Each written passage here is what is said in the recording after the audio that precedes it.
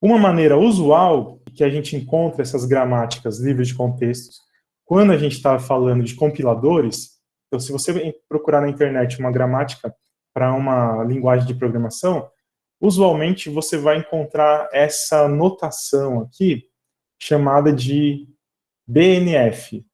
Essa notação BNF, a gente vai definir as variáveis como palavras delimitadas por esse símbolo aqui. Aqui são as variáveis, né? Então, lá no exemplo anterior, qual eram as variáveis?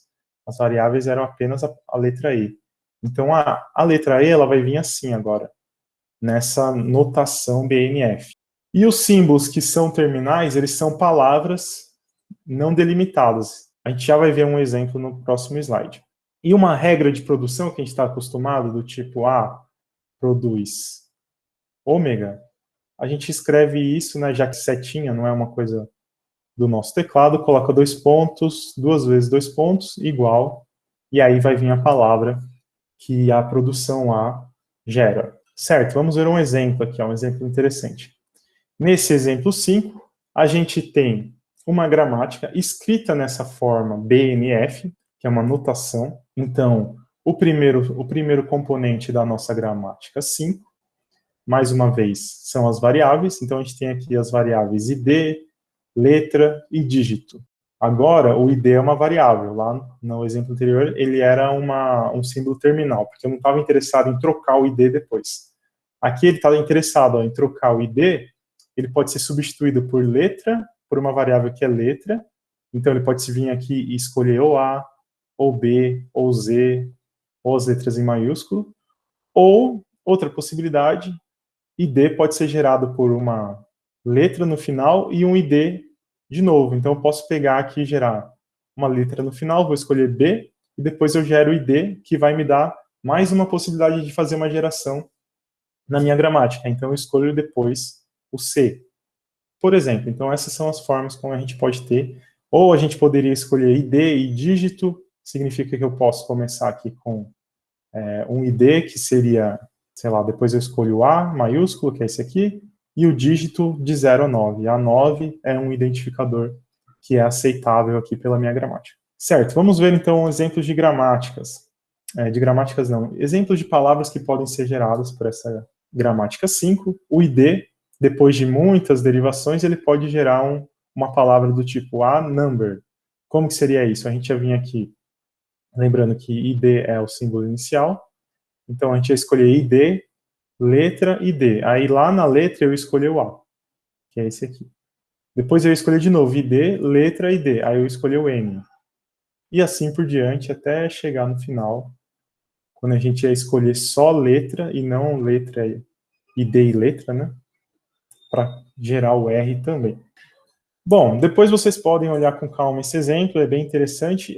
Com ele a gente consegue definir o que são palavras válidas como identificadores em uma linguagem de programação.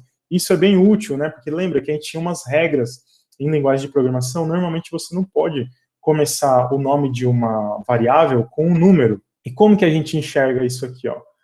Sempre nessa gramática, a gente está colocando a letra, o ID do lado esquerdo, né? Então, o ID do lado esquerdo, ou aqui tem a opção de você colocar um tracinho.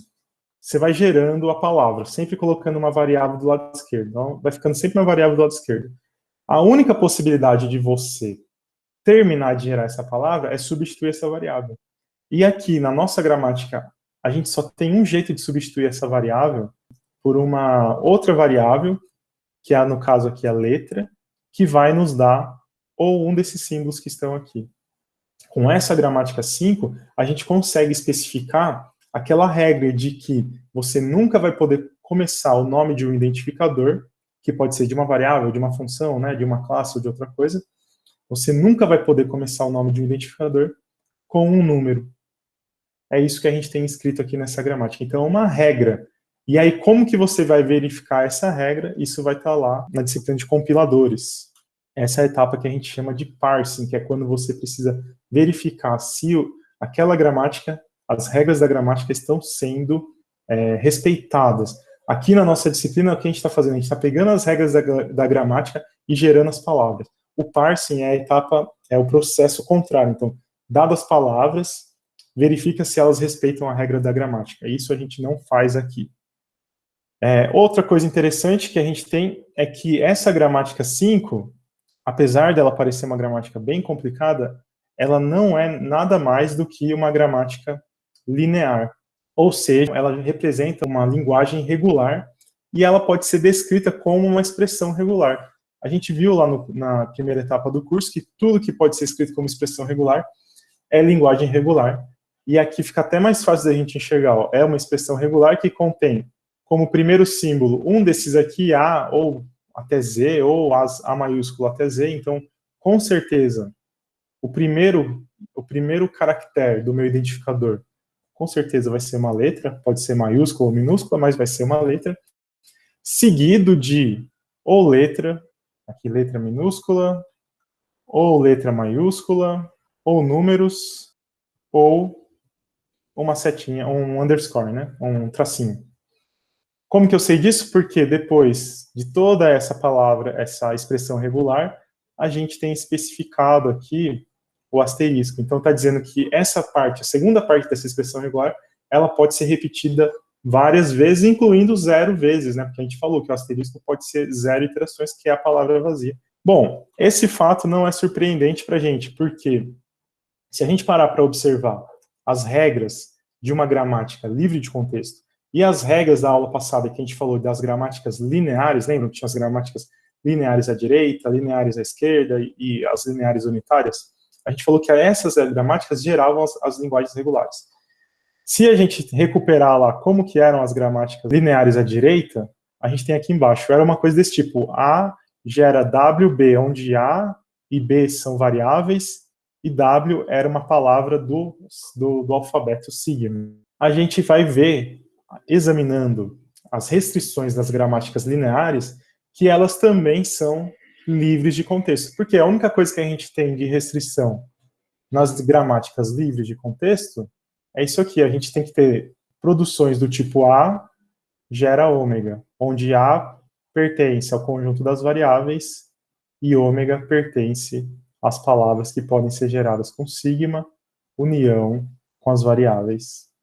Então, se a gente tem uma produção, que nem essa que está aqui embaixo, A produz WB, esse lado da esquerda, ele é uma variável, e o lado da direita é uma palavra também que contém símbolos de sigma e símbolos de V.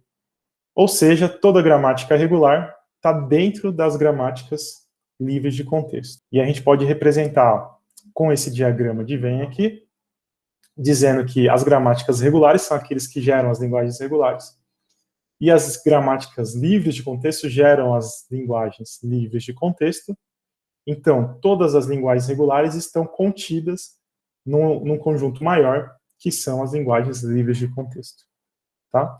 Mas a gente viu que o contrário não é verdade, né? Porque existem linguagens não regulares que são livres de contexto, como a que a gente viu hoje, aquela que era AN, BN.